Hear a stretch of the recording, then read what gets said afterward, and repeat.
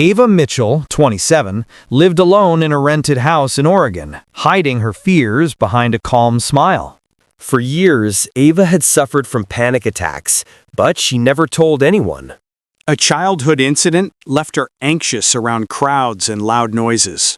She avoided people, opportunities, and even friends who cared. She received an office assignment requiring her to speak in front of a team. Her hands shook, her heartbeat raced, her mind screamed to run. She almost quit her job just to avoid the presentation. Emily noticed the stress on Ava's face immediately. She confessed she'd been battling anxiety for years. Emily stayed with her all night, listening without judgment. Encouraged by Emily, Ava booked her first therapy session. Ava learned her condition was treatable, not a flaw. She practiced techniques to calm her panic. She slowly pushed herself into challenging spaces.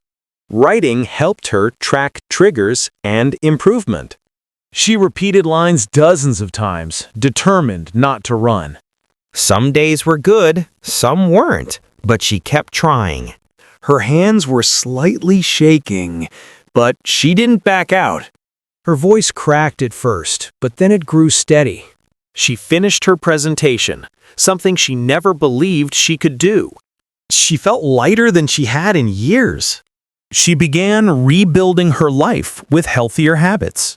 She helped mentor teens dealing with anxiety. She slowly grew comfortable around people. Her boss praised her transformation and dedication. She thanked Emily for being the friend she always needed. She decluttered her home and her heart. She breathed deeply, without panic, for the first time in years. She promised herself never to run from life again.